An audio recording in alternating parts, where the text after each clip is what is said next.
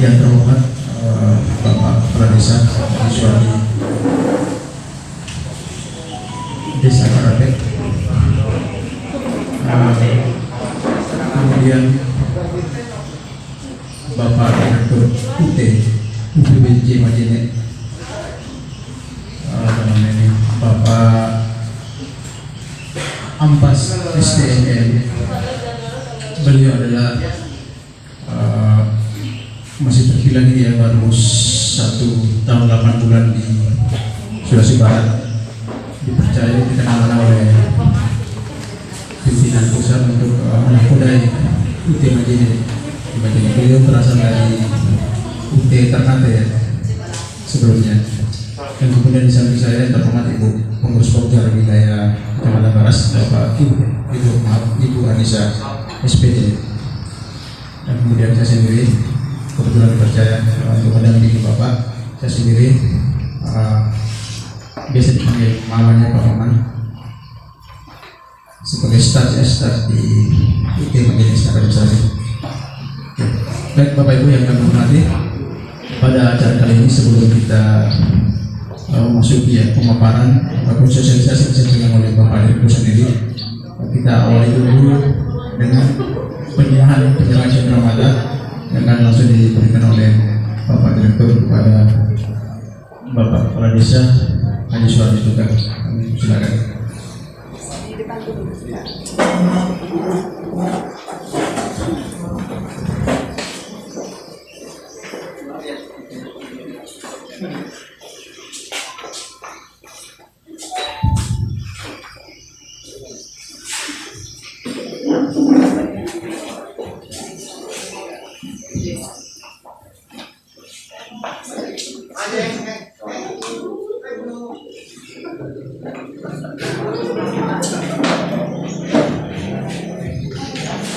Terima kasih.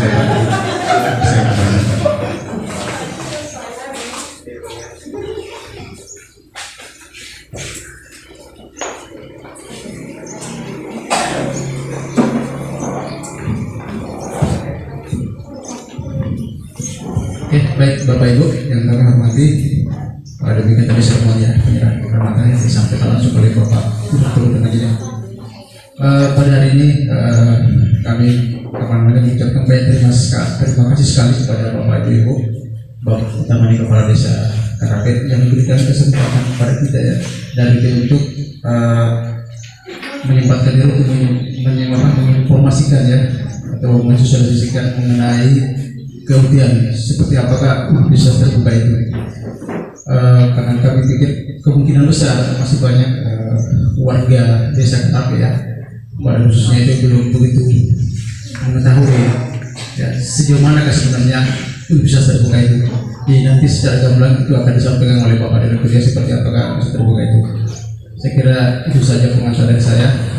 Saya kira kita bisa langsung saja atau mungkin jawabannya mungkin sambutan dari Bapak. Ya Bapak Kepala Desa, kami persilakan.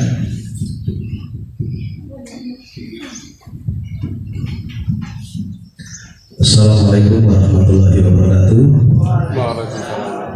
Selamat pagi menjelang siang. Salam sejahtera bagi kita semua. Om Swastiastu.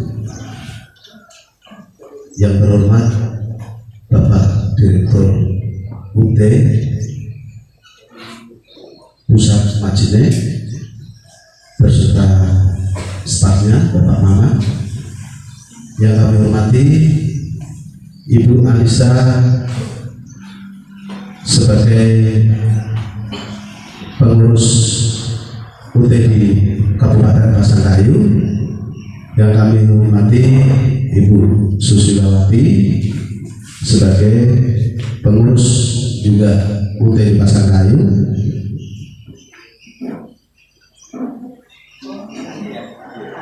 Yang kami hormati Bapak Andi sebagai staf UT di Pasangkayu juga. Yang kami hormati para Bapak Kepala Dusun, Bapak Linmas, staf kantor Desa Karapet, serta ibu-ibu ada ibu sekalian yang kami sayangi. Alhamdulillahirrahmanirrahim. Salawat serta salam kita sanjungkan kepada beliau Rasulullah Sallallahu Alaihi Wasallam, yang mana beliaulah pembawa risalah dari zaman kebodohan menjadi zaman yang terang benderang. Terima kasih saya ucapkan tentunya kepada Bapak-bapak Ibu sekalian yang bisa meluangkan waktunya di kesempatan hari ini, tidak lain dan tidak bukan, yaitu Bapak Direktur UT Pusat Majene dengan Bapak-bapak Ibu-ibu pengelola yang ada di Pasangkayu, ingin memberikan sosialisasi dan sekaligus promosi untuk apa itu gunanya kita mencari ilmu. Mungkin berkisar seperti itu, nanti mungkin Bapak yang lebih jelas nanti untuk memaparkan. Perlu kita ketahui bersama bahwa mencari ilmu itu tidak ada batasnya. Atlul ilmu walau disini ya, cari ilmu baru sampai ke negeri Cina. Sekarang tidak usah jauh-jauh, untuk jenjang S1, S2 sampai S3 sudah ada di Pasangkayu. Semua pendidikan apapun ada, semua kita bisa ikuti di sana, kecuali satu pendidikan yang tidak bisa diikuti di sana pun, yaitu pendidikan ilmu apa ya? Ilmu barat itu tidak ada. Kalau untuk ilmu-ilmu yang lainnya akan disiapkan semua di sana. Harapan saya masyarakat Sangkarape dengan adanya kegiatan sosialisasi dari bapak-bapak dan ibu pengelola UT ini, supaya ada rasa giat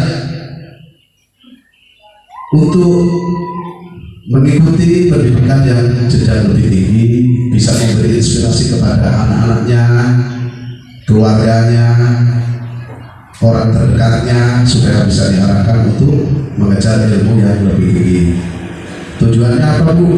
Bapak-bapak, bila orang berilmu itu pasti dia bermanfaat di lingkungannya. Dengan ilmu mereka bisa menciptakan segala-galanya, tapi tanpa ilmu ya pasti tidak akan merubah cara pandang, cara pikir untuk pribadinya dan untuk masyarakat di sekelilingnya. Mungkin hanya itu yang bisa saya sampaikan. Nanti bapak-bapak, ibu-ibu akan lebih jelas untuk memaparkannya di depan kita semua. Saya akhiri, bila ada kekurangan dan kekeliruan saya mohon maaf yang sebesar-besarnya. Wabillahi taufiq wal hidayah. Wassalamualaikum warahmatullahi wabarakatuh. Selamat siang. Om Santi Santi Santi Om. Baik, Bapak, terima kasih sekali atas kesempatan kepada acara.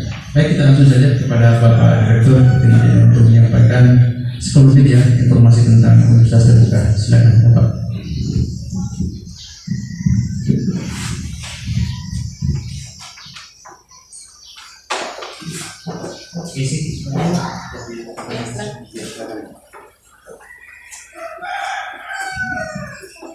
Assalamualaikum warahmatullahi wabarakatuh.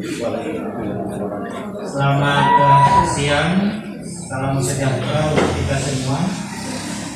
Yang saya hormati Kepala Desa Karape, mohon maaf kalau saya salah. Yang saya hormati Sekdes Karape, para kepala dusun, hadirin Bapak Ibu yang berbahagia. Saya tidak lupa Ibu Anissa Bu Susi sebagai pengurus Kopjar di Kabupaten Pasangkayu. Saya sangat bersyukur, berbahagia bisa hadir di sini. Ini pengalaman yang sangat luar biasa. Karena jujur awal tugas saya itu kan di Ternate, daerah kepulauan. Tiba-tiba saya dihadapkan dengan daerah kontinental. daerah daratan yang sangat luas. Biasanya naik kapal, naik speed, sekarang naik mobil dengan jangka waktu tempuh paling cepat 4 jam ya. Kalau ke Mamuju atau ke Mamasa, sekarang ke Pasangkayu 10 sampai 11 jam. Itu pinggang jujur rasanya. Tapi saya melihat nuansa lingkungan, apalagi kelapa sawit yang sangat hijau, itu ada rasa suatu kekaguman yang sangat luar biasa terhadap potensi Sulawesi Barat ini. Makanya saya kan diminta oleh Radam Sumbar selalu menjadi korespondensi tetap, penulis tetap bagi Radam Sumbar. Setiap hari Rabu itu tulisan saya muncul di situ. Itu selalu saya ulas bagaimana potensi sumber yang sangat luar biasa ini. Esok lusa itu tentu akan menjadi daerah yang sangat strategis dalam pertumbuhan ekonomi. Apalagi dengan adanya wacana pemindahan ibu kota negara ke Kalimantan, kemana itu? Teman-teman Samarinda di mana? Kalimantan di desa Penajam. Gitu ya. Itu maksudnya Kalimantan Tengah. Kalimantan Tengah. Kaltim ya, harusnya Kaltim. Harusnya itu semakin strategis dari kita. Karena satu kali tempat lurus nyampe, ya kan? Jadi sangat luar biasa. Apalagi di daerah ini tadi saya di jalan ke sini itu luar biasa, sangat subur. Betul yang dibilang plus itu ya di sini nih. Longkat batu jadi tanaman itu ini. Nah gitu. Lempar batang mesin kan tidak perlu dirawat, sudah tumbuh. Daunnya bisa jadi sayuran, umbinya bisa jadi makanan. Pengganti nasi, karbonnya kan sangat luar biasa. Bapak Ibu sekalian, izinkan kami untuk memperkenalkan UT. Mudah-mudahan dengan apa yang bisa kami sampaikan ini bisa menjadi suatu sumber informasi bagi Bapak Ibu dalam pengembangan sumber daya manusia yang ada di Kabupaten Pasangkayu, khususnya yang ada di Desa Karangkayu ini. Apakah itu Bapak Ibu sekalian atau anak-anak atau saudara mungkin bisa mengembangkan kompetensinya sehingga daerah kita yang sangat potensial ini SDA-nya bisa dibarengi dengan juga kemampuan SDM-nya dalam mengelola daerah kita yang sangat luar biasa ini. Penting kami sampaikan ini karena ini memang amanah yang diberikan oleh pemerintah kepada UT, bagaimana bisa UT itu menjangkau seluruh pelosok daerah untuk memberikan akses layanan pendidikan. Bapak Ibu sekalian, izinkan saya menyampaikan materi kami dari Universitas Terbuka. Ini nih motonya, Making Higher Education Open to All atau pendidikan tinggi untuk semua. Ini amanah langsung yang diberikan oleh Presiden Soeharto waktu itu ketika meresmikan UT. Jadi banyak yang belum memahami bahwa UT itu bahkan sering menyatakan swasta. Ada juga UT itu disingkat Universitas Tidak Jelas, karena kampusnya tidak ada. Gitu. Di mana-mana kapan tiba-tiba wisuda, gitu ya. Ya, pasti ada juga di sini. Jangankan di sini. Atau masyarakat awam, saya juga dulu itu kalau tidak menjadi pegawai negeri di UT, saya tidak tahu kalau UT itu negeri. Jelas tidak jelas saya itu dulu itu. Nanti setelah buka lowongan ke dosen pegawai negeri UT Universitas Terbuka, baru kaget ya, UT itu negeri loh. Jadi seperti yang saya sampaikan tadi, UT merupakan perguruan tinggi negeri yang ke-45 di Indonesia. Jadi hari Sabtu ini kami akan dies natalis yang ke-30 sesuai tanggal lahir kami, tanggal 4 September tahun 84. Dan satu-satunya perguruan tinggi yang diresmikan di Istana Negara hanya UT. Dari tidak tahu sekarang sudah berapa perguruan tinggi negeri, kan yang baru-baru juga sudah banyak. Nah, satu-satunya yang diresmikan di Istana Negara itu UT. Kenapa? Karena tadi bilang tadi itu tidak punya kampus. Yang ada adalah kantor pusat, kantor layanan pusat lainnya. Salah satu gambarnya itu di Tangerang, di Pondok Cabe, Tangerang, Provinsi Banten. Dulu masih masuk Jakarta. Setelah pemekaran yang Provinsi Banten, sekarang masuk wilayah Banten. Ini alamatnya Bapak Ibu. Itu pada tahun 84 itu, di era tahun 70-an itu kan Indonesia itu angka partisipasi kasar perguruan tinggi itu kita baru 0,2%. Maka waktu itu pemerintah untuk bagaimana bisa Indonesia berdaya saing dengan negara-negara lain memikirkan bagaimana untuk meningkatkan kompetensi lulusan SLTA ini untuk bisa mengakses pendidikan tinggi. Maka dibentuklah oleh Menteri Pendidikan waktu itu awalnya Daud Yusuf merintis UT ini. Itu di era beliau menjadi Menteri Pendidikan untuk mensurvei. Salah satu yang kita lakukan studi banding itu di Inggris Open University University Open Kingdom University kalau tidak salah namanya, di British, di Amerika, di Inggris, untuk bagaimana konsep sistem belajar untuk pendidikan terbuka dan jarak jauh itu.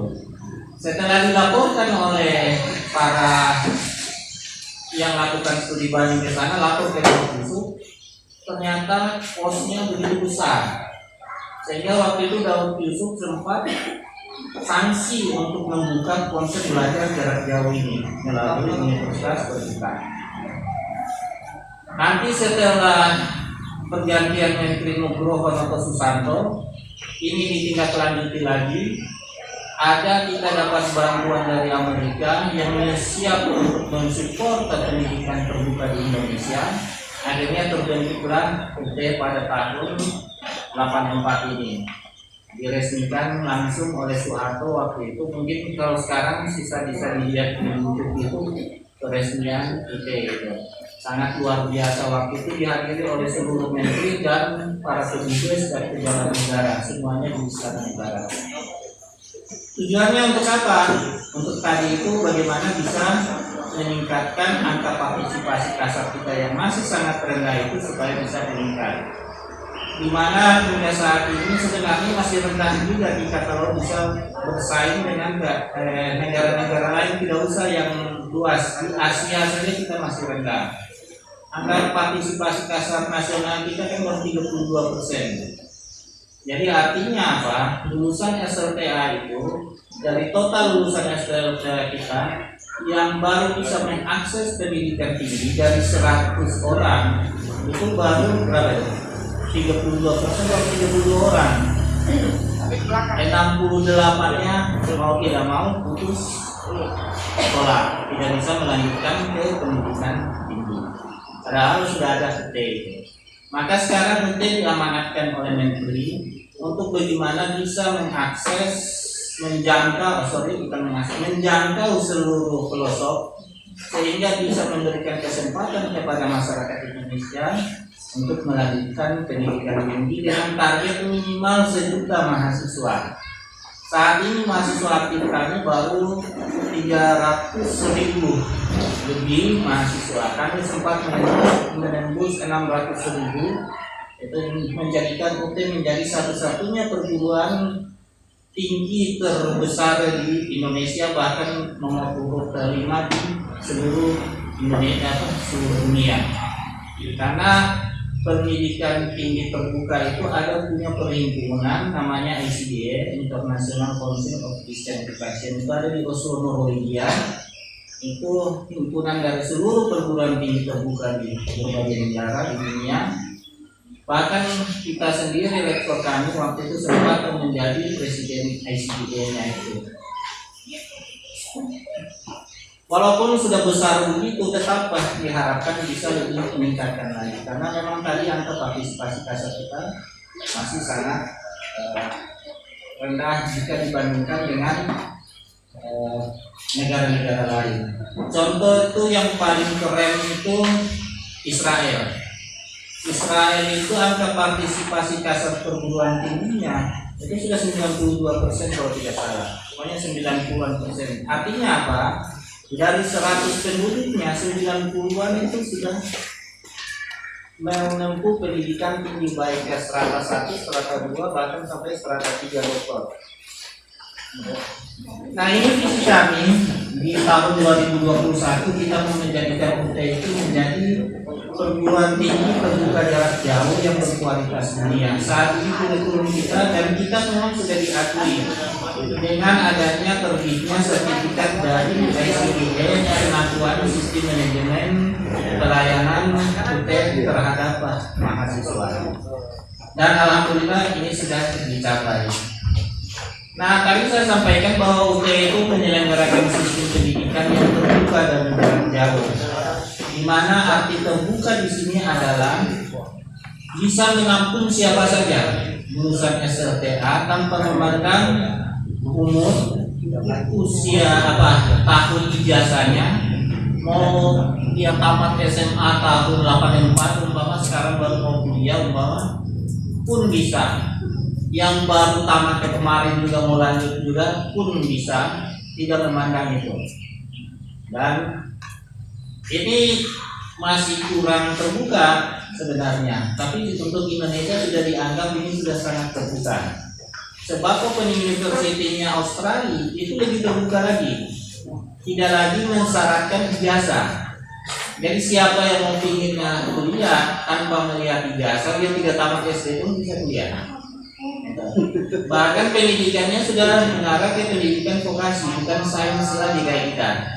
Jadi siapa yang mau ingin jadi pakar umpama, pakar las umpama ya, pakar las, kuliah di Open University-nya, dia dilatih begitu luar biasa untuk menjadi seorang betul-betul bersertifikat las, sehingga dia bisa dipakai di industri apapun untuk kualifikasinya tanpa melihat ijazah. Tapi karena di Indonesia aturan sistem pendidikan nasional kita masih mensyaratkan itu, maka UT masih mensyaratkan ijazah. Hanya saja tidak melihat lagi tahun ijazahnya lulusan tahun berapa, semuanya diterima dan tanpa tes. Beda dengan perguruan tinggi konvensional yang harus tes. Kalau di UT sudah tidak tes. Jadi daftar langsung di entry datanya. Kalau dianggap sudah lengkap, sudah memenuhi syarat, langsung registrasi, bayar SPP kuliah. Sementara yang dimaksud dengan jarak jauh artinya apa? Karena namanya juga jarak jauh, berarti artinya ada keterpisahan antara dosen dengan mahasiswanya, antara pengajar dan peserta didiknya. Contoh kami kan kantor pusatnya di Tangerang, ini ya, Pondok Cabe. Mahasiswanya bisa ada di desa Karafe umpama itu. Nah, dosennya ada di mana? Bisa saja dosennya ada di Jogja, di Makassar. Nah, gitu. Pertanyaannya bagaimana untuk menjamin dia bisa kuliah sementara dosennya tidak ada di situ? Ada media yang menjembatani antara si dosen dengan mahasiswa. Salah satunya yang paling top itu adalah modul. Jadi dosen membuat materi modul, dikirim ke mahasiswanya membaca. Masa tidak bisa hanya membaca saja Pak? Susah saya hafal. 10 kali baca, 10 kali itu sudah lewat dari ingatan saya. Maka dimediasi lagi oleh media-media lainnya yang bisa mendukung seperti tutorial atau tutorial online. Gitu. Kalau cukup kelasnya di Karafe ini, bisa nanti tutorial tatap muka didampingi oleh para tutor. Dulu Ibu Anissa selain pengurus Pokja, beliau juga tutor. Jadi akan tutor datang di sini membimbing mahasiswa cara belajar, cara menghafal, cara menguasai materi yang diberikan oleh sang dosen melalui modul itu. Jadi tidak usah khawatir itu. Terus pertanyaannya, apa bedanya sistem belajar jarak jauh dengan kelas jauh? Kan? Karena banyak juga perguruan tinggi yang menyelenggarakan kelas jauh yang dilarang oleh pemerintah itu. Makanya banyak yang kuliah kelas jauh itu ketika PNS kalau yang PNS ya, ketika mengajukan penyesuaian biasa tidak diakui itu, karena beda antara kelas jauh dengan jarak jauh. Kelas jauh kayak di UT, mahasiswa terjamin mendapatkan materi belajarnya, itu sistem jarak jauh. Kalau kelas jauh, izinnya tidak ada untuk menyelenggarakan pendidikan di luar kota kampusnya, hanya terjadi sehingga sistemnya tidak dipersiapkan, hanya terjadi perpindahan dosen dari kota perguruan tingginya ke daerah yang dia buka kelas itu, sehingga transformasi ilmu pengetahuan dari dosen ke mahasiswa pun terbatas. Contohnya ketika dosennya sakit, dia tidak datang itu, otomatis materi tidak tersampaikan ke mahasiswa. Akhirnya mahasiswa kompetensi tidak tercapai sesuai dengan kurikulum yang dibuat dalam oleh perguruan tinggi itu. Nah, makanya sekarang itu di BKN itu selalu mengimbau seluruh ASN itu untuk ke kuliah, kalau mau pilih kuliah di UT saja. Karena satu kali penyesuaian tidak ada syarat lain langsung diterima. Nah, karena UT, saya orang UT ya, saya cerita keguruan UT. Dosen sebenarnya seluruh sistem pendidikan pasti 58 ya, 58.000 per SKS.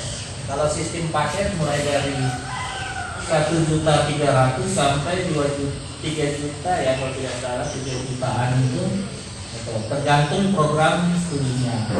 Tapi itu sudah termasuk bahan ajar. Kalau kita kuliah di perguruan tinggi konvensional yang tatap muka, SPP itu kan tidak terinclude di dalamnya bahan ajar. Dan di UT itu sudah terinclude semuanya, uang kuliah tunggal sampai wisuda sudah itu, tidak ada biaya-biaya lainnya lagi. Kemudian fleksibel, di UT itu bebas, tidak ada. Jadi kalau saya tidak ada DO, tidak ada seleksi, tidak ada juga tuh. Tahun 2000 berapa ya saya lupa, kalau tidak salah 2017 pokoknya, karena suatu waktu acara wisuda di UT Pusat itu, dia lulus di UT itu setelah berapa, 30-an tahun kuliah baru wisuda. Jadi waktu itu dia diundang oleh rektor menjadi diberi penghargaan menjadi salah satu mahasiswa yang diapresiasi. Waktu itu bingung saya, apa semuanya ini orang ini? Ternyata setelah mendengar kisahnya, dan dia sudah bersama anaknya, anak bungsunya selesai S2 manajemen. Setelah diwawancara itu dia disuruh memberikan testimoni. Disitulah muncul kegaduhan saya. Ternyata dia itu buruh sawah di Jawa itu, buruh sawah itu kan dibayar dengan gabah. Ya, iya ya Pak. Beliau dari rumah, ya temannya. Ini bisa tahu itu. Karena dibayar dengan gabah itu seberapa kali sih penghasilannya? Tapi dia niat tetap ingin kuliah. Tujuannya bukan untuk dia, karena dia bilang saya jadi buruh sawah itu biar saya sarjana berapa perubahan yang signifikan terhadap hidup saya. Tapi niatnya untuk memotivasi anaknya ada 4. Itu. Akhirnya setiap anaknya itu dia kasih tahu, nah bapak saja sudah tua, miskin, hanya seorang buruh mau kuliah. Jadi kalian harus kuliah, jangan gaya bapak. Alhamdulillah anak yang bungsunya itu mereka membangun rumah sakit di keluarga. Akhirnya anak yang bungsunya yang dokter itu disuruh lagi ambil S2 manajemen supaya bisa menunjukkan pengelolaan rumah sakit. Dan disitulah muncul kekaguman saya. Setiap semester paling tinggi dia ambil 3-4 mata kuliah. Kadang cuma 1 mata kuliah, 2 mata kuliah. Terus 2-3 tahun baru datang registrasi lagi. Tidak ada dia karena sesuai dengan kemampuannya. Karena gabah yang dibayar itu kan dia makan syukur-syukur bisa itu. Dari SPP-nya mulai 1000 berapa waktu itu sampai sekarang itu sudah berapa ini? 30 sampai sekian puluh itu. Bayangkan perubahannya berapa? Sudah ganti berapa kali kurikulum dia itu baru sudah. Nah disitulah muncul kita itu. Dan dia sampaikan, untung ada UT. Kalau tidak ada UT, orang seperti saya tidak akan punya kesempatan untuk membuktikan bahwa saya juga bisa. Karena kalau mau kuliah di konvensional tatap muka kan tidak mungkin dia. Dari aspek waktu, dari aspek usia, dari aspek ekonomi tidak memungkinkan dia untuk kuliah. Dan anak-anaknya itu sangat mengagumi dia sebagai figur ayah yang bisa memberikan contoh teladan yang bagus. Kemudian selanjutnya berkaitan dengan layanan kami yang sudah saya sampaikan tadi, siapa saja diberi kesempatan untuk bisa kuliah di UT karena kami memiliki 40 program studi. Untuk detailnya nanti jangan sampai ada perubahan data. Untuk detailnya bisa lihat di brosur itu yang terupdate sekarang. Kemudian kami memiliki 1000 lebih sebenarnya mata kuliah. Jumlah mahasiswa kami yang ini yang termasuk aktif dan non aktif ya, ada 1 juta lebih, di mana untuk UT Majene sendiri khusus di Sulawesi Barat yang menangani wilayah Sulawesi Barat itu ada 8.000 lebih. Cuman yang meregistrasi itu belum tentu sebanyak ini karena tadi itu disesuaikan sangat fleksibel tadi. Semester kemarin dari 8.000 ini mahasiswa kami di Sulawesi Barat itu yang meregistrasi cuma 4.000 lebih, yang lainnya dia dulu. Tapi esok lusa nanti datang lagi yang registrasi. Jadi ini adalah total mahasiswa yang kami oleh UT diistilahkan aktif dan non aktif. Non aktif itu dia sementara belum registrasi lagi. 4 semester berturut-turut itu kita nonaktifkan dia. Nanti kalau dia mau ingin aktif 4 semester lewat itu lama sudah 6 semester 3 tahun 4 tahun datang registrasi lagi baru kita aktifkan lagi.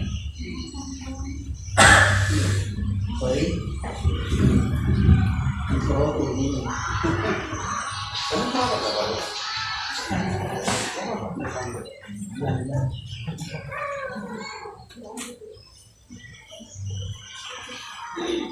Jarang teriak sorry ya, apalagi COVID begini nih dari jam tidur.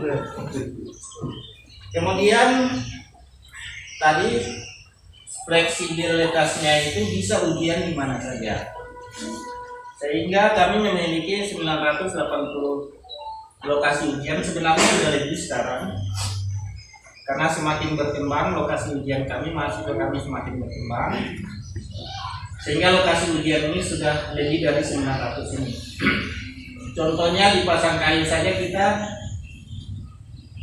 2 lokasi ya, 2 lokasi ujian atau 3? 2 lokasi ujian. 2 ya? 1.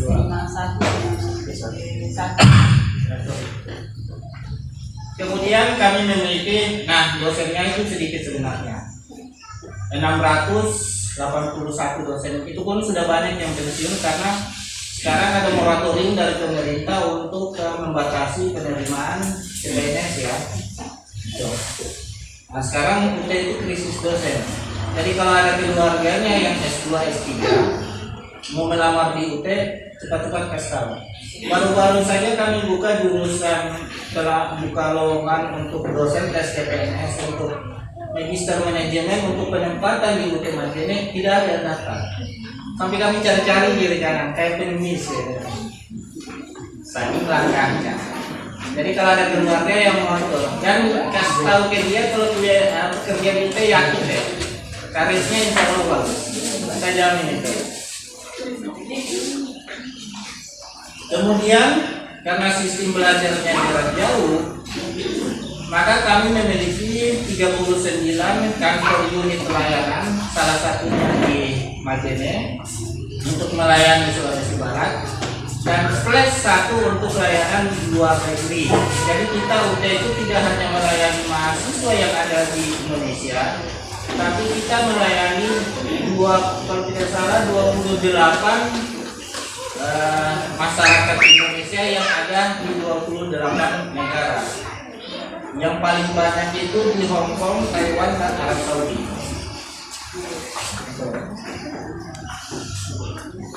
Nah ini kantor UT kami di pusat itu.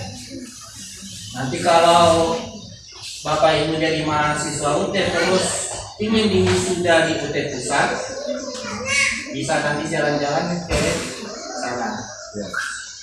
Nah, sementara ini adalah kantor unit layanan kami yang ada di daerah di seluruh Indonesia. Salah satunya ini kantor kami yang ada di Majene. Oh ini yuk kantor yang ada di Majene beserta fasilitas yang ada ya di sana. Sorry. Nanti kalau jalan-jalan ke Majene dengan senang hati Pak Kades, Bapak Ibu semuanya kami persilakan mampir. Insya Allah dengan senang hati kami melayani. Nah ini sebaran kantor layanannya yang ada di seluruh Indonesia. Karena UT dituntut untuk meningkatkan kualitas layanannya, maka sebagai perguruan tinggi yang disyaratkan oleh pemerintah kan harus akreditasi, ya kan? Jadi kalau mau melanjutkan pendidikan sekarang itu kan syarat untuk bekerja itu minimal program studinya akreditasi B kan? Paling rendah B, perguruan tingginya paling rendah B. Karena sekarang akreditasi bukan hanya program studi tapi akreditasi institusi juga. Nanti ditanyakan kalau mau ini lanjut dari perguruan tinggi di luar B, cek baik-baik. Ditanyakan akreditasinya. Nah, alhamdulillah secara akreditasi institusi kita sudah akreditasi B. Sementara akreditasi program studi sudah banyak yang A dan B. Kemudian untuk menjamin layanan mutu, kita juga tidak berpuas diri hanya diakreditasi oleh lembaga pemerintah. Kita juga ingin dipantau oleh lembaga akreditasi swasta. Saya itu kalau untuk saat ini kita Sukopindo, dulu kita ISG atau kembali kalau tidak salah. Dulunya Sukopindo, sekarang ISG.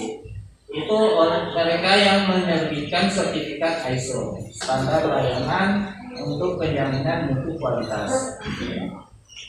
Kemudian secara internasional yang saya sampaikan tadi, kita disertifikasi standar manajemen kita oleh ICDE, International Council of Open and Distance Education, yang ada di Oslo, Norwegia tadi. Sehingga kita bisa sejajar dengan perguruan tinggi terbuka yang ada di negara-negara lain termasuk Inggris, Amerika, yang merupakan perguruan tinggi terbuka yang paling pertama kali. Sebenarnya kalau mau hitung secara Open University pendidikan terbuka itu yang paling awal menyelenggarakan itu di Pakistan.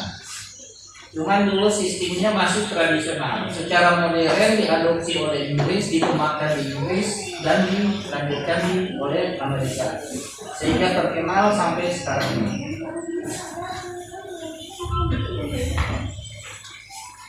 Ini program studi kami mulai dari program sertifikat sampai dengan program doktor.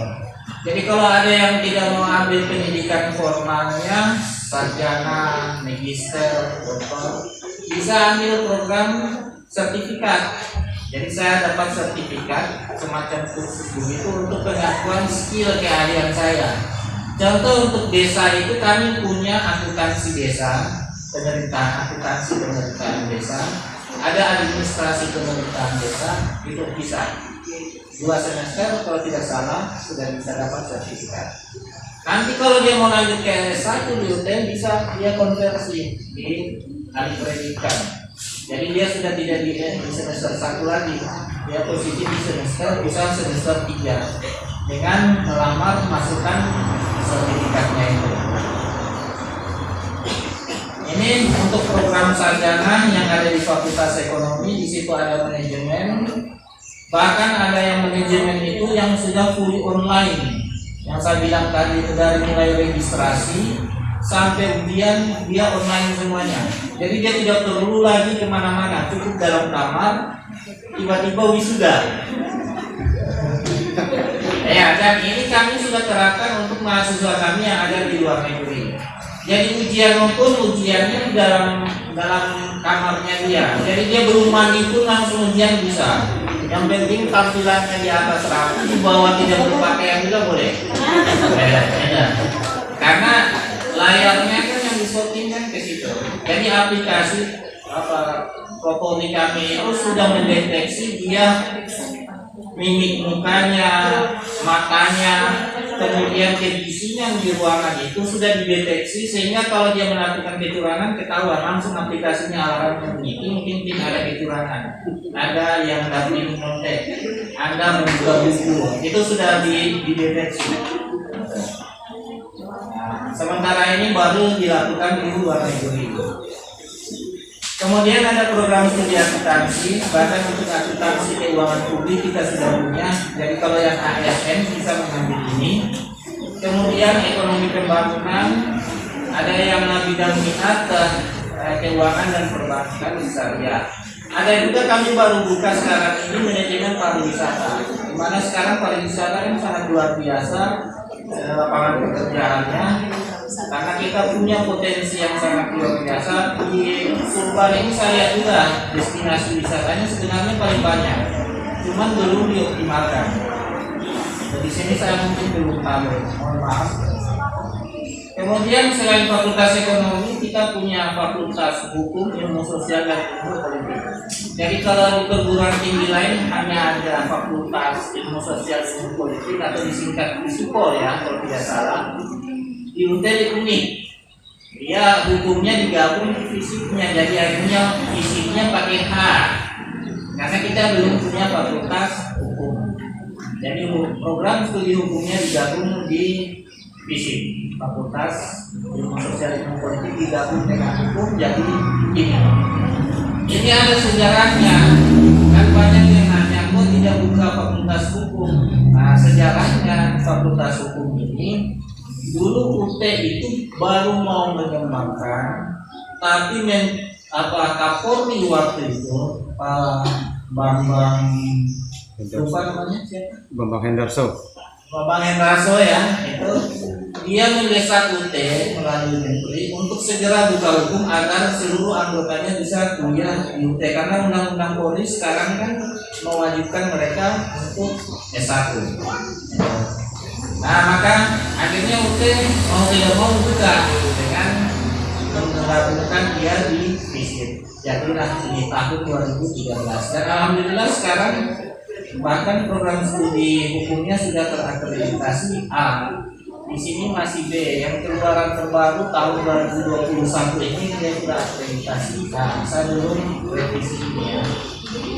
Selain strata 1 di visit, ada juga strata diploma, mulai dari diploma 3 sampai diploma 4. Diploma 4 ini setara sarjana ya, jadi istilahnya dia sarjana terapan gitu, yaitu untuk kearsipan. Apalagi sekarang kan diwajibkan setiap kantor punya tenaga perpustakaan dan kearsipan, jadi peluang kerjanya masih besar untuk perpustakaan dan kearsipan ini.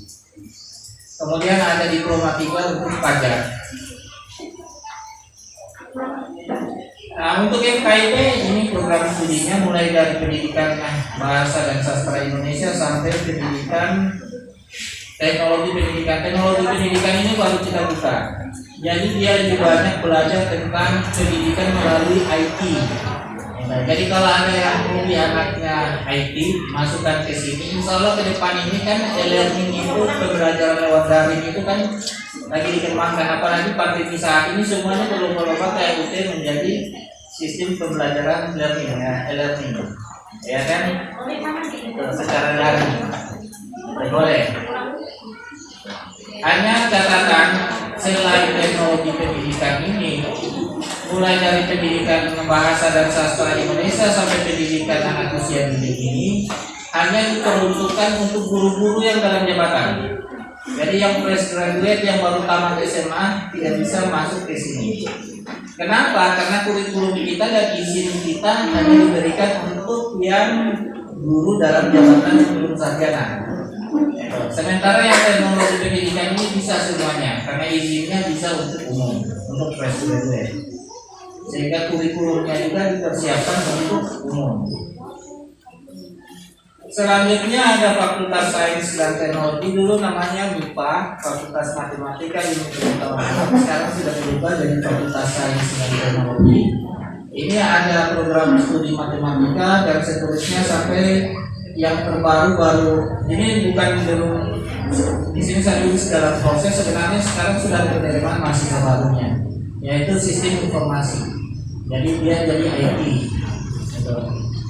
Nah, yang menarik itu kita itu punya program studi agribisnis. Jadi kalau di sini ada apa namanya perkebunan sawit, paling bagus anak-anak kita masukkan ke program studi agribisnis, ambil bidang minat pertanian. Karena ada 3 bidang minat, ada pertanian, perikanan, dan peternakan. Kalau di ternak banyak yang ambil bidang minat perikanan. Dan kami baru-baru pasang air tahun kemarin kami kasihkan beasiswa bidik misi 25 orang ya, 25 orang di sini untuk mengambil agribisnis ini. Jadi mereka bebas SPP plus dikasih uang bulanan 750.000 langsung masuk ke rekening mereka per bulan. Jadi di UTM ada juga beasiswa. Sementara untuk program magister atau strata 2 S2 itu mulai dari administrasi negara, administrasi publik, manajemen, pendidikan matematika, manajemen perikanan, pendidikan dasar, dan pendidikan bahasa Inggris. Sekarang kami lagi rilis magister lingkungan. Jadi nanti kalau yang mau ingin, apalagi di sini kan perkebunan, jadi AMDAL mau jadi ahli AMDAL bisa ambil S2 magister lingkungan di UT.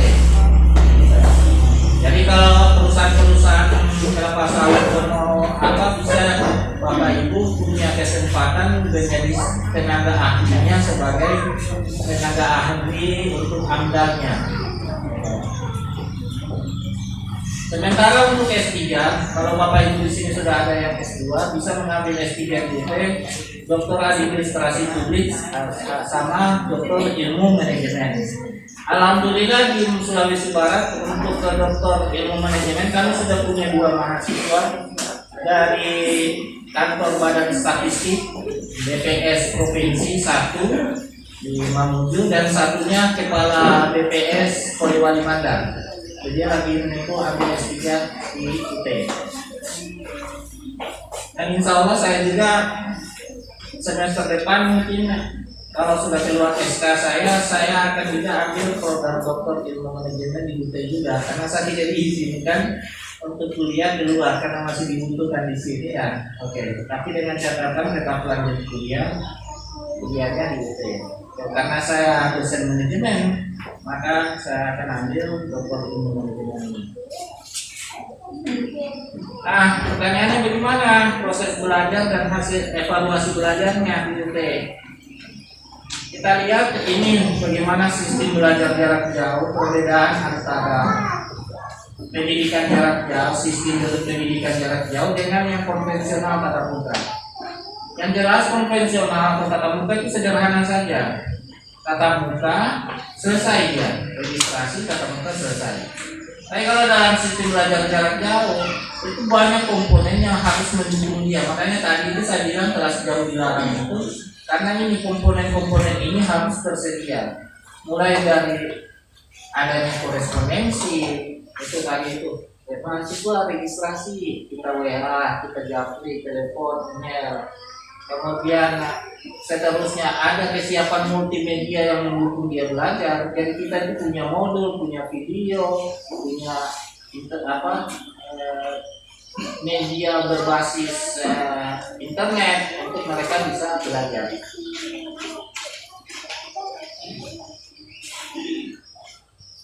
Ini bahan-bahan pendukung kami untuk bisa menunjang mahasiswa bisa mencapai kompetensinya selama kuliah di UT. Mulai dari bahan ajar cetak, bahan ajar non cetak berbentuk audio, kemudian berbasis internet. Kita punya dry lab. Jadi kalau mahasiswa fisika kimia kan di pendidikan kimia kan prakteknya di lab umpama itu zat A dicampur zat B tiba-tiba meledak lab terbakar. Kalau kuliah di UT tidak usah khawatir labnya tidak akan terbakar karena prakteknya secara virtual. Jadi dia praktek zat A campur zat B menghasilkan apa manfaatnya, dia akan praktek secara virtual. Dan karena virtual tidak akan terbakar-bakar labnya. Ini sangat bermanfaat. Bahkan ini sudah beberapa perguruan tinggi memanfaatkan dry lab kami untuk praktek mahasiswanya. Selain itu kita punya internet TV, UT TV. Bisa kalau kita di YouTube, kalau signalnya bagus sekali-sekali bisa tengok bagaimana UT TV itu. Kami mengundang berbagai narasumber dan menyediakan berbagai konten untuk pembelajaran. Selain itu ada perpustakaan digital kami dan seterusnya sampai tutorial online. Nah, evaluasi hasil belajar setelah proses belajar tadi, apakah menggunakan media berbagai jenis tadi, evaluasi belajarnya bagaimana? Ini bisa secara tertulis, bisa secara online. Kita sudah 3 semester ini menyelenggarakan sistem ujian take home exam. Jadi dia dikirimkan tugas secara daring, ya juga harus dia kerjakan, dia upload. Jadi tidak lagi di kelas ini, cukup di rumah. Karena situasi sekarang lagi pandemi. Kalau situasi sudah normal, insya Allah nanti ujiannya bisa. Kalau di sini ada mahasiswanya, kita bisa buka kelas tutorial di sini, kelas ujiannya di sini, tidak ada masalah. Setelah dia kuliah, nanti sama juga syarat dengan perguruan tinggi lainnya, setiap lulusan sarjana magister doktor harus membuat tugas akhir program. Kalau di tatap muka itu ada untuk S1 itu skripsi, S2 tesis, S3 disertasi. Kalau di UT untuk S1 tidak ada skripsi kita. Karena dalam ujian sistem pendidikan nasional itu kan ada 2 model ujian akhir itu. Untuk strata 1 bisa melalui skripsi, satunya melalui ujian komprehensif. Kalau di UT dikenalnya ini tugas akhir program atau TAP, ujian komprehensifnya. Jadi dikasih soal analisis, kita mengerjakan soalnya, kalau lulus ya sudah. Mata kuliah sudah lulus semua, TAP-nya sudah lulus, sisa sudah. Akhir-akhir ini mulai tahun berapa ya?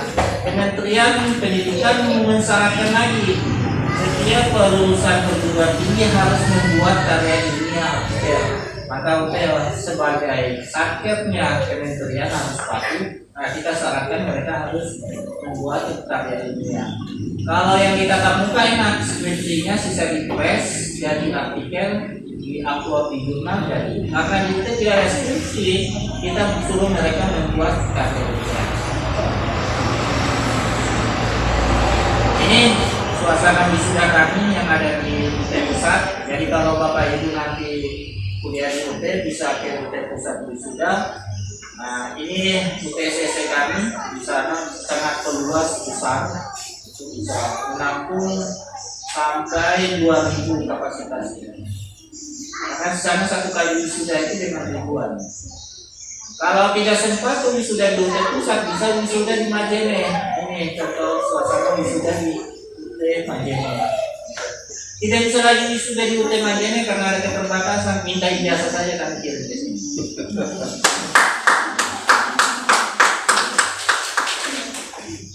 Nah, kalau yang ini tadi saya sudah sampaikan juga mahasiswa kami.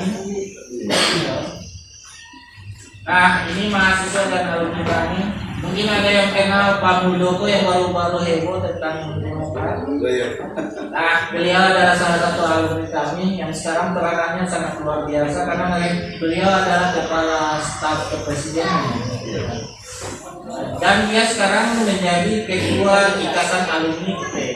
Beliau itu ingin mau datang ke daerah. Kalau kita UT di daerah Pemungan, beliau siap datang.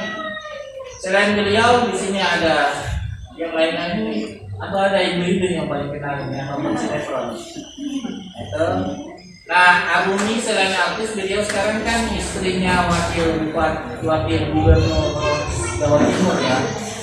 Beliau ambil dari PAUD dari desa. Ini silakan dilihat. Termasuk ibu negara kita, almarhum Ibu Ani Yudhoyono, itu alumni UT. Sarjana ilmu pemerintahan di UT. Termasuk Wiranto, Pak Muldoko ini, Hendro Piono, itu alumni UT.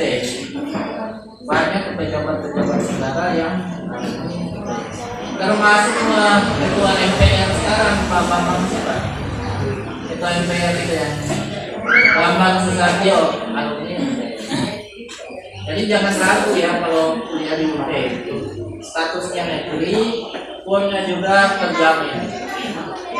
Alhamdulillah kita tahun 2019 dan 2020 itu untuk penerimaan CPNS dari seluruh Indonesia lulusan UT yang tertinggi.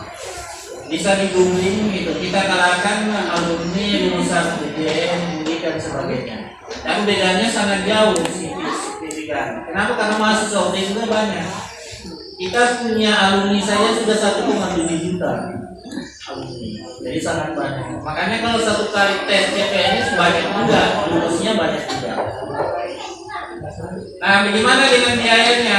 Ini yang saya sampaikan tadi. Skema pembiayaan disesuaikan dengan paket layanan yang Bapak Ibu mau ambil.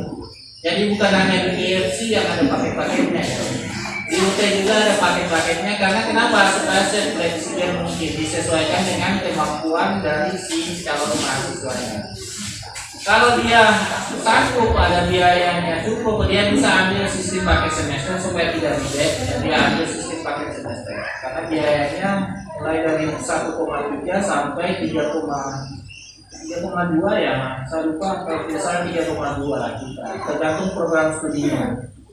Tapi kalau dia bilang itu kayak tadi yang saya ceritakan dengan orang tua tadi itu, guru tani itu terbatas ekonominya, dia bisa ambil non-sipas ini, sistem belanja, sistem SKS itu. Jadi dia tentukan sendiri mata kuliah apa yang dia mau registrasi semester ini. Nah, ini untuk yang non-sipas atau sistem SKS tadi ada. Oh sorry, bukan 50 sekian, ternyata sampai 78.000 dan 35.000 sampai 78.000 per SKS, tergantung program studi masing-masing. Kalau tidak salah 78.000 ini untuk program studi teknologi pangan. Itu memang SPP-nya sama AMDAL, asal lingkungan.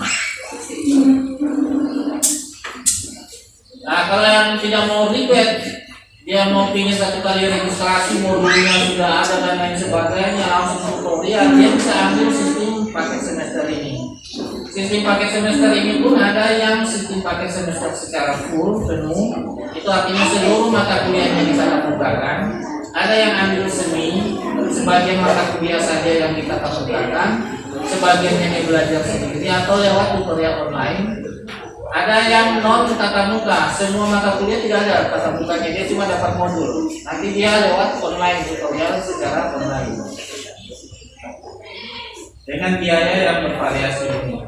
Selain itu, untuk memberikan akses yang terjangkau kepada berbagai lapisan masyarakat, termasuk masyarakat yang kurang mampu, UT juga menyediakan berbagai beasiswa, di antaranya ini masih ada juga beasiswa yang lainnya. Termasuk ke alumni UT, ke UT itu juga mereka menyalurkan beasiswa juga kepada mahasiswa UT. Yang paling dominan itu ini bidik misi. Jadi kita dulu itu kuliah baru cari beasiswa, sekarang enak kita belum kuliah sudah dapat beasiswa plus uang bulanan juga ya. Saya dulu kuliah itu cari beasiswa setengah mati karena secara otak juga kurang mampu, secara finansial juga kurang mampu.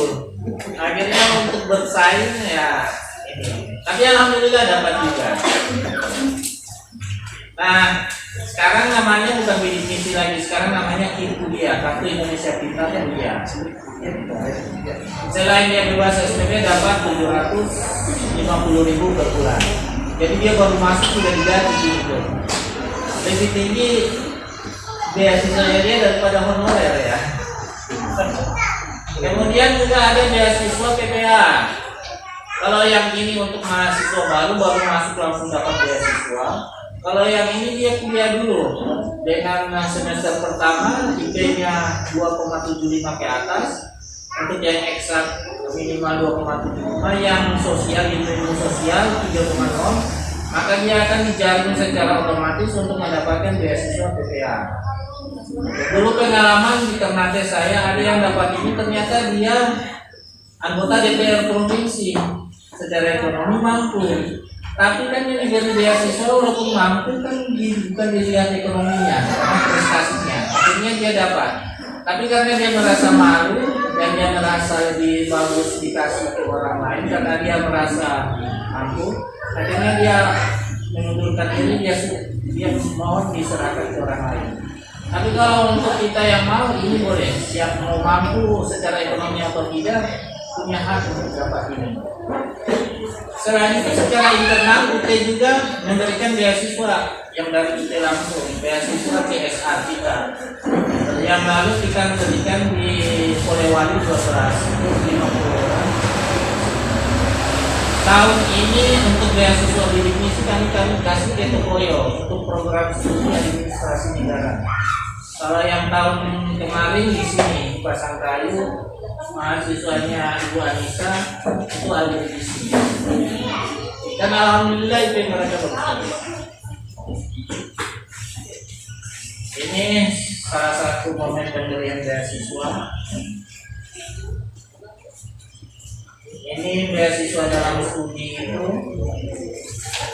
Selain itu kita juga itu memberikan apresiasi. Jadi kalau ada anak-anaknya berprestasi tingkat nasional, kami berikan juga beasiswa di luar akademik ya, di luar akademik.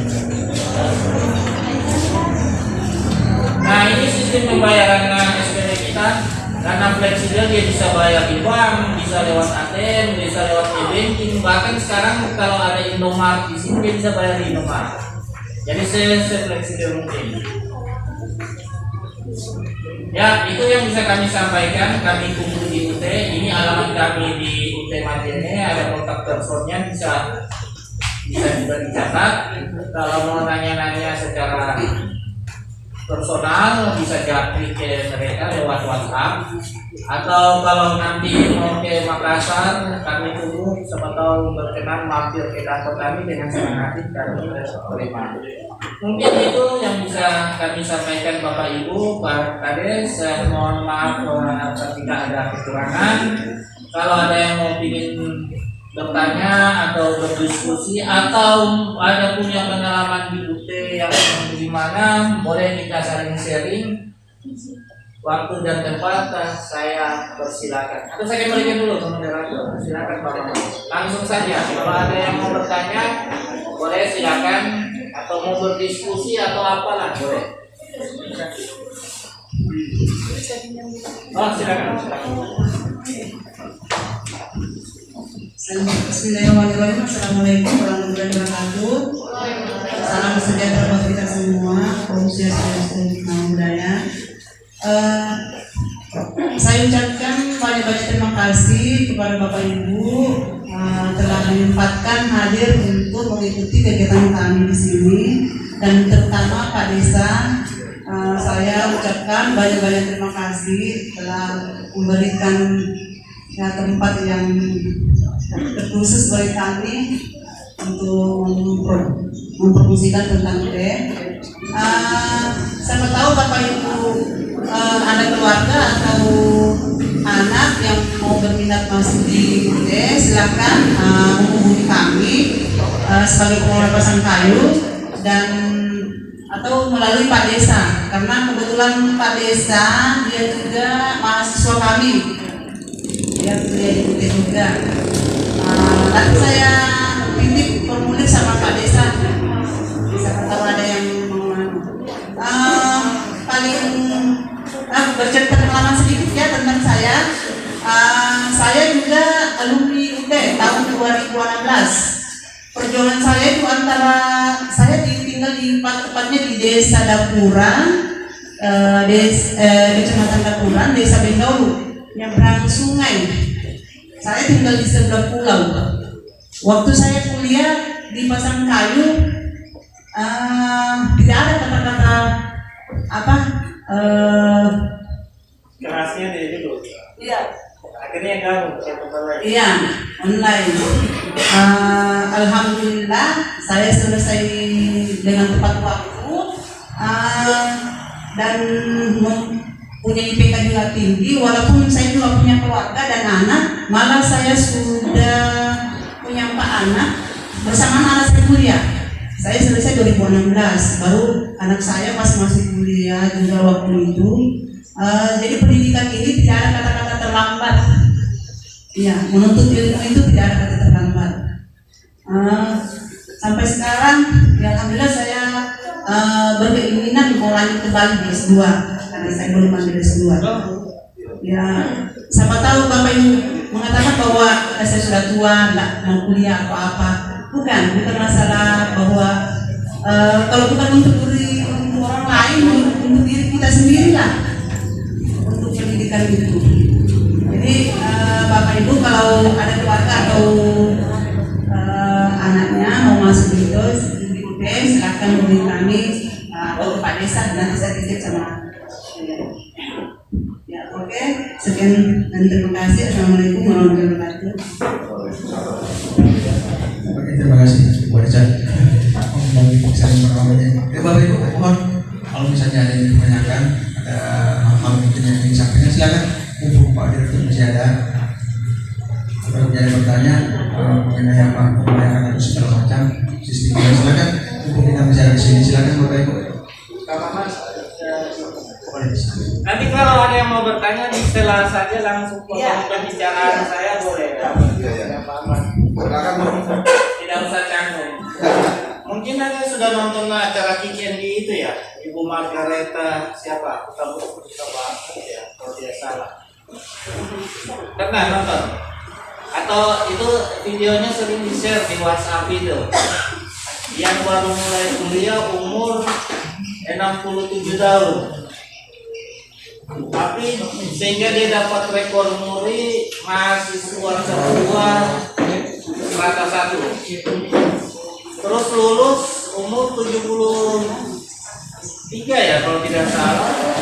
Ternyata beliau lanjut lagi S2 sampai lanjut S3 umur 77 tahun. Sangat luar biasa itu ibunya itu. Waktu muncul di Metro TV di acara KJP. Nah pertanyaannya tadi seperti ibu bilang Ibu Anissa itu, apa manfaatnya kita kuliah itu? Nah ternyata ibu itu bisa menjawab. Nah sekarang beliau lagi ngurus profesornya karena setelah lulus S2-nya dia diangkat jadi dosen di salah satu perguruan tinggi swasta di Jakarta. Lanjut S3 selesai, sekarang lagi ngurus profesornya. Sudah umur berapa dia ini? Lulus saja S3 77 tahun, sekarang mungkin sudah 80 lebih lah. Karena acara KJP-nya sudah lama sekali. Jadi artinya begini, minimal kita bisa kalau umpama 3 ini, minimal kita bisa memberikan motivasi kepada anak kita. Karena seperti diajarkan kan itu di agama, harta itu kita yang jaga. Dengan banyak harta kita akan sibuk menjaga harta kita. Tapi dengan ilmu yang jaga kita tidak usah khawatir. Karena gitu ya. Dan itu buku itu ternyata bisa membuktikan. Jadi S1-nya itu ternyata kita kalau tidak salah, tapi itu saya belum bisa pastikan. Ada yang bilang dia S1-nya di UC, ada yang bilang bukan. Tapi S2, S3-nya di sekolah teologi. Ya sekarang dia mengajar teologi, dasar-dasar pendidikan dan mata kuliah teologi untuk Kristen, teologi dengan teologi kalau tidak salah. Hebat itu ibunya, harusnya kita bisa menjadikan panutan. Tadi saya dengar Pak Kades juga lagi lanjut di UT, ternyata mohon maaf Pak Kades saya tidak tahu ini. Itu berarti sangat luar biasa. Jadi memang betul beliau berarti luar biasa sebagai tokoh panutan di desa ini. Itu yang kita butuhkan sekarang itu. Karena saya pengalaman waktu di Kupol itu ada PNS, itu salah satu kami lah. Beliau itu datang itu dengan bangga katanya cerita dia lagi lanjut S2. Lanjut S2. Tapi direkomendasikan yang kelas jauh itu dan tanpa cek lagi AIMEO. Ternyata kan dia disampaikan oleh atasannya itu akreditasinya A. Padahal cek akreditasinya C.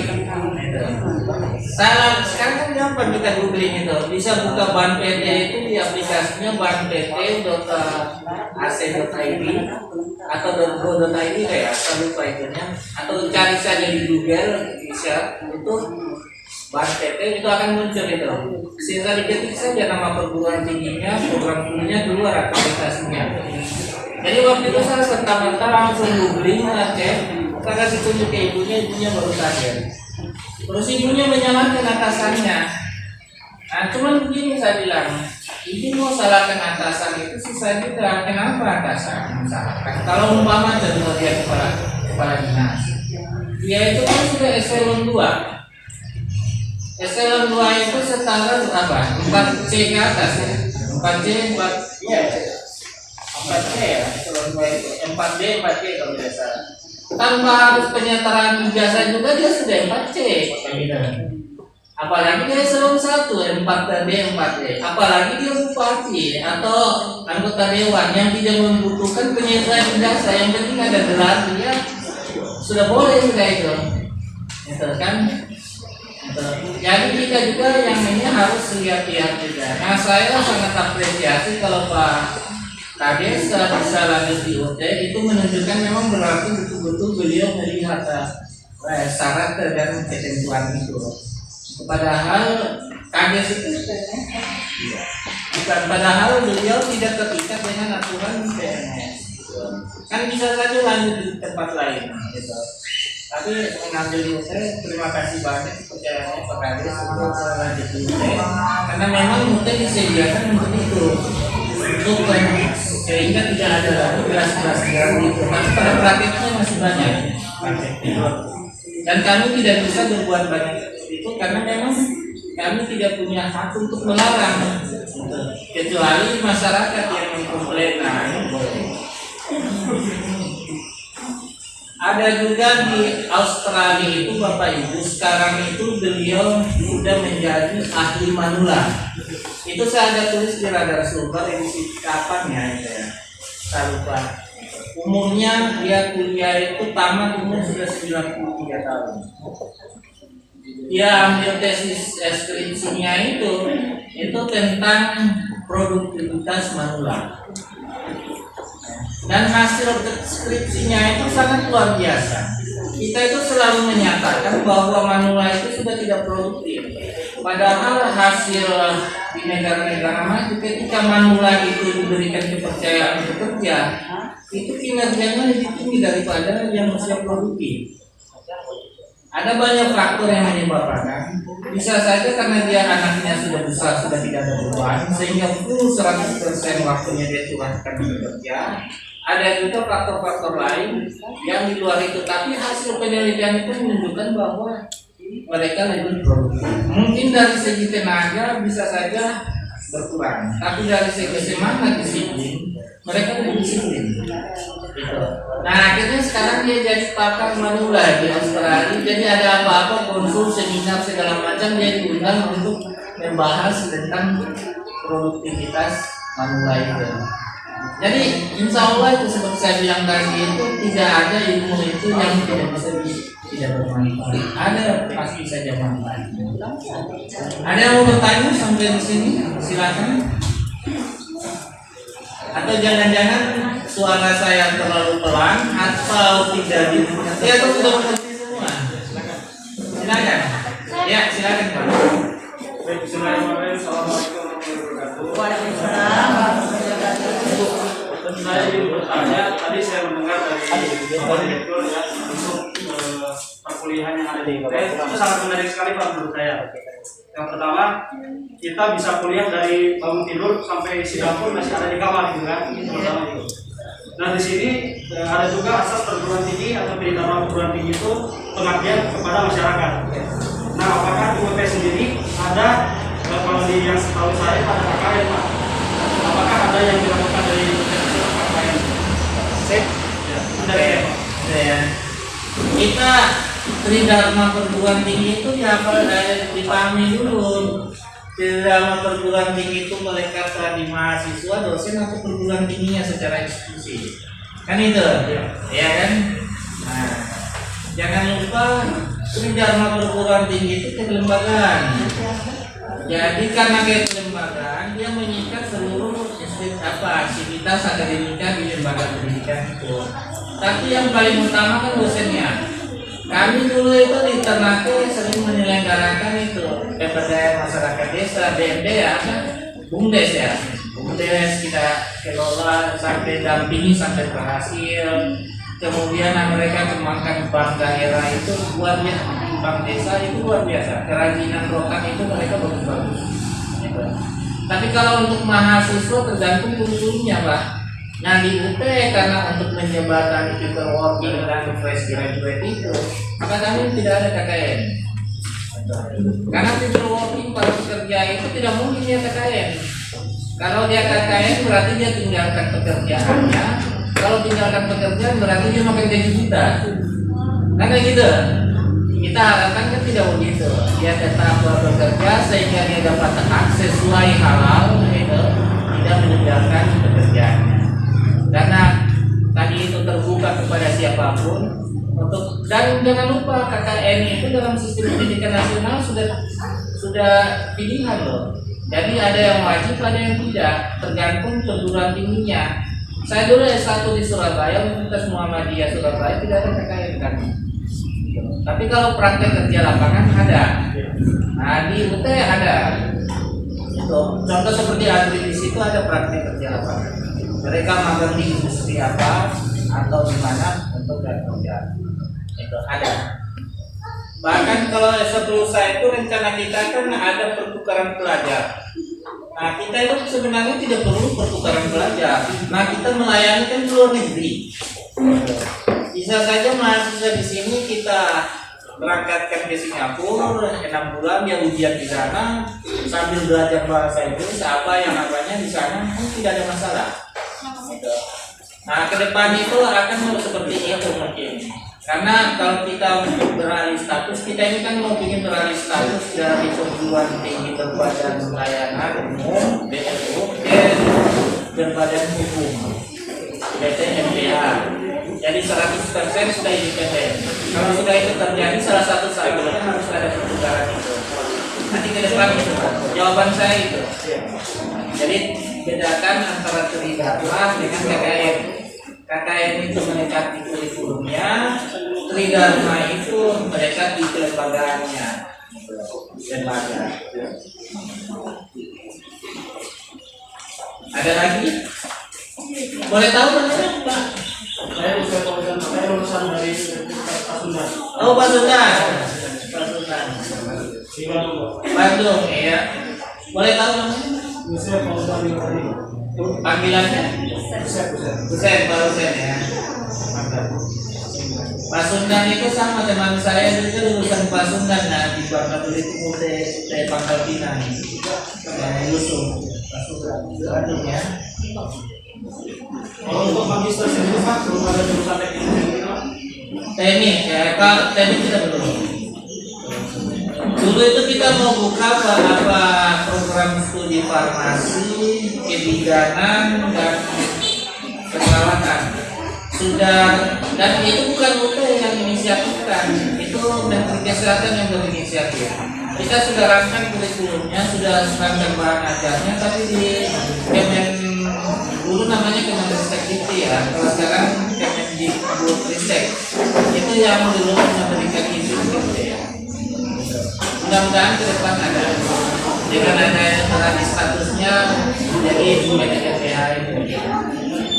Terima kasih ya kalau saya sudah sharing. Kalau di Pasundan ada KKN-nya? Ada juga Pak. Ada ya? Tergantung prodi kalau nggak salah. Sekarang ini kan ada program kementerian dari Dermawan itu KKN nasional.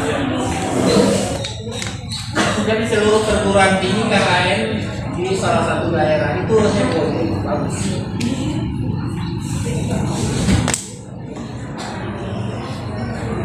Ada lagi yang mau bertanya? Kalau tidak ada mungkin ada Bapak. Ada Bapak.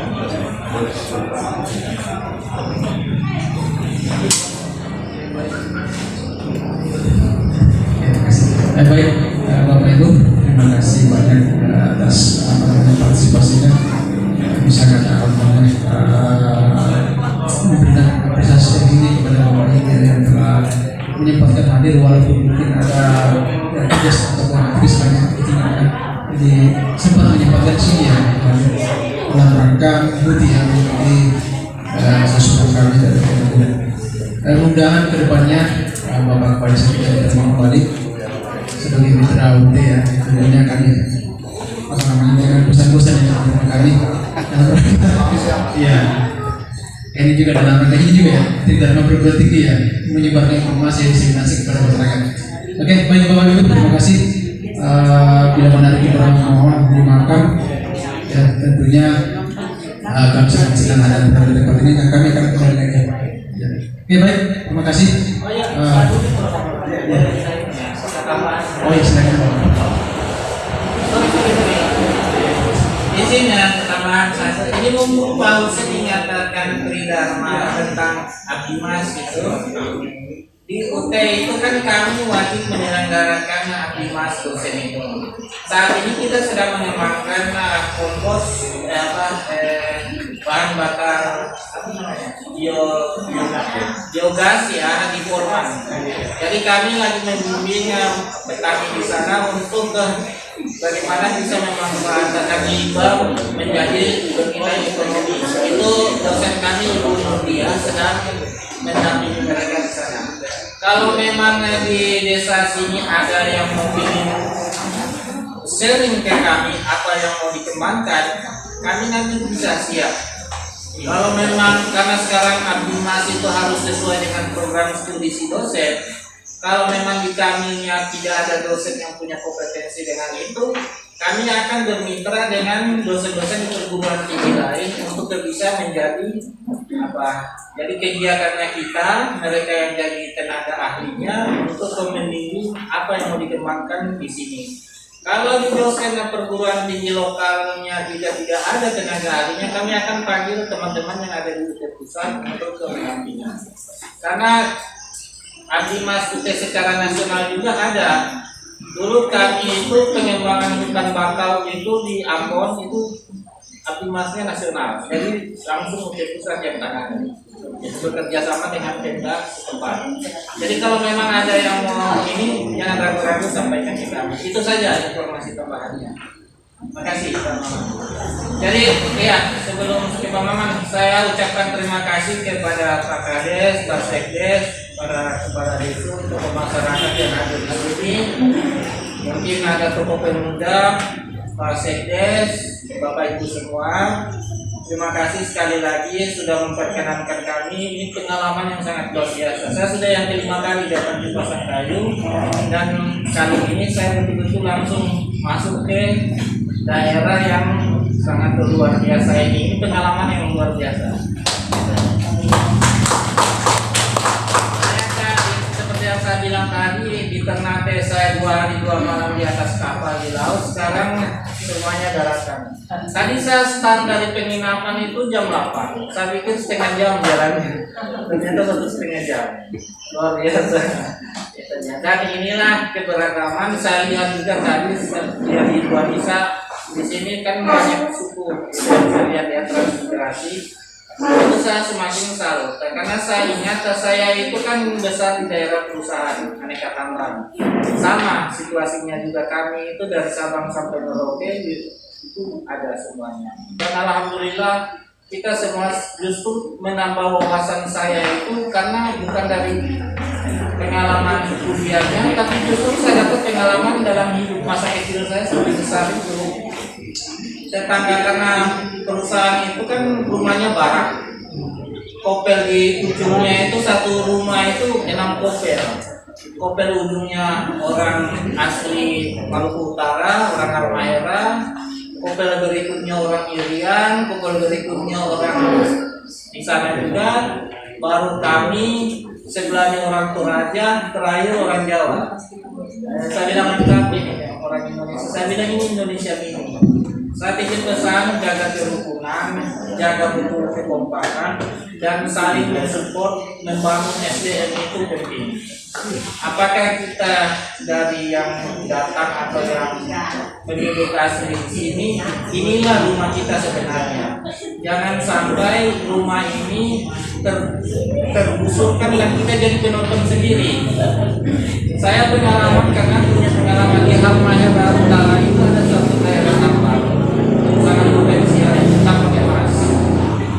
Karena tidak bersiap SDM-nya, sementara SDA-nya sangat berlimpah itu, akhirnya semakin lama penduduknya itu yang lama-lama itu tersisihkan mereka, semakin keluar. Ada yang tetap di situ tapi jadi penonton. Apalagi sekarang kan tenaga kerja asing semakin banyak, jangan sampai.